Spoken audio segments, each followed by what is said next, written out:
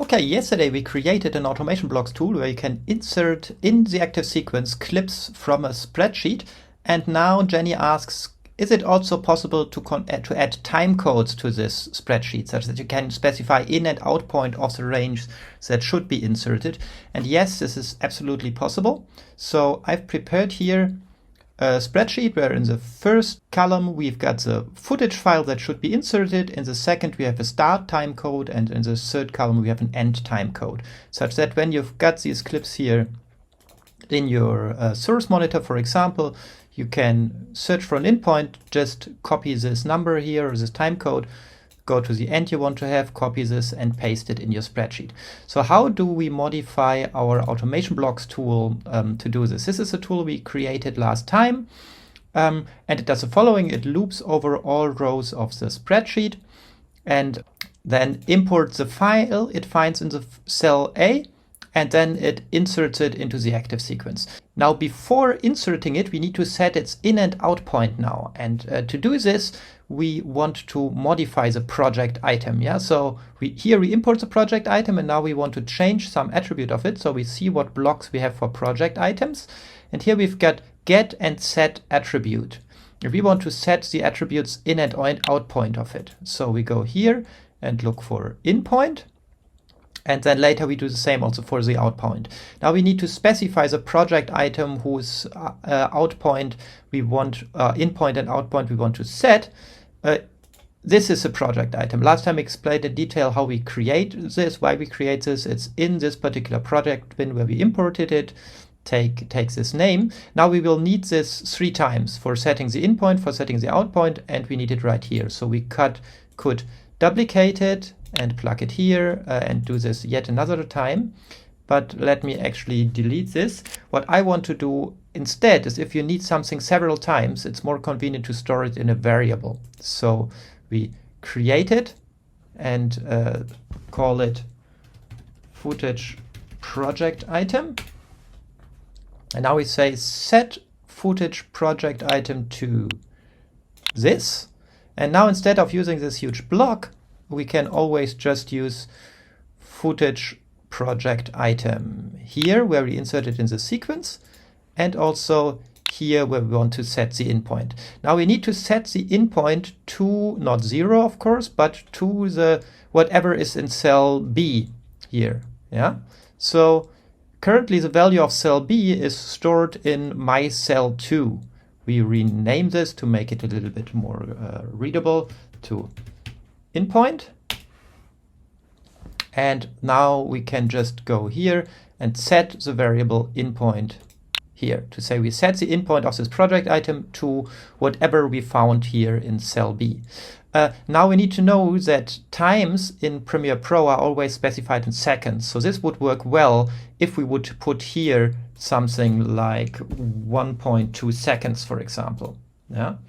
But it doesn't work with those time codes out of the box. So what we need to change here in this value is we need to tell this is actually a time code, and we want to convert it to a time in seconds such that it fits to this block. In the PR time section, we've got blocks for converting time. And we want to convert a time code to a time value using a particular frame rate. And we use the in point here. And now if your sequence and your clips have exactly the same frame rate format, then you can keep your active sequence. Yeah. If your endpoint, if your clips might have a different frame rate, then we can also just drag here the footage item itself again. So please use the frame rate of this footage item. Sorry, we take the in point here, which is given as a time code, and convert it to a value in seconds, assuming the time code format of the footage item itself. Okay, now we duplicate this and do the same thing again for the out point. We do the same conversion, except that we need to take here another value, namely the one we have in cell C, right? So here in cell C, we've got the out point. Currently, we have here listed only cell A and cell B. So we click here on this blue icon to add another entry. Now we also have cell 3. Let's also give this a meaningful name, like outPoint. Now we've got a variable outPoint, which we can just pick here. Let's quickly check if this is working. We've got empty sequence here now. We make sure we choose here as input the CSV file that we want to import. So this one here, make sure it's saved. And we run the tool, and it inserts 2 clips. Here, a very tiny one, just lasting 7 frames with this clip here. This is the first one. You can see it's just very tiny, just from 523 to 600, just these 7 frames. And then we've got the other one here, African Cynics H2 from 723 to 15. That's this last one here. And if we check here, the first frame is the one where the tree is exactly at the end. And this is exactly at 723. So it has exactly this endpoint here that we specified here in this clip. There's one tiny little detail that is still left, and this is we assume currently that your time code of your clip starts at 0.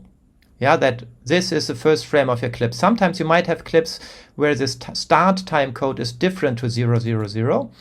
And to compensate for this, we still need to adjust our program code if you want to support that. So we go here to automation blocks.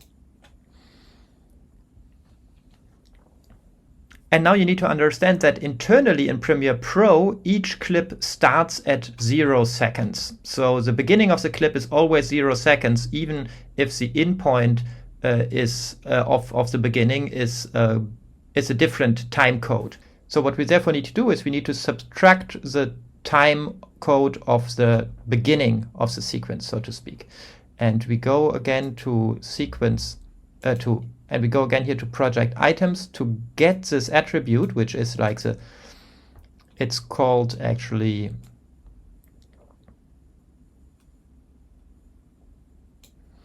the 0 point of this project item. So from the footage project item, we want to get the 0 point. This is again a value in seconds. So this gives us a value in seconds, and from this we need to subtract the time of the 0 point of the beginning of the clip to get the right value. So I do here a minus and subtract it like this and plug this back in here, and we do the same for the out point. So if you have got time codes not starting at 0, you need to subtract the time of the 0 point of the item to get the right value in seconds.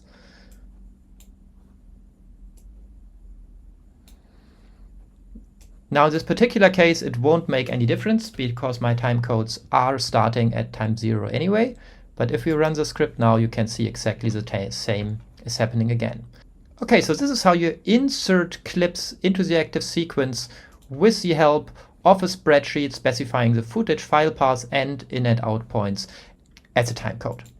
And let me save this in our user library as append clips from spreadsheet to active sequence. Let's name this one with in and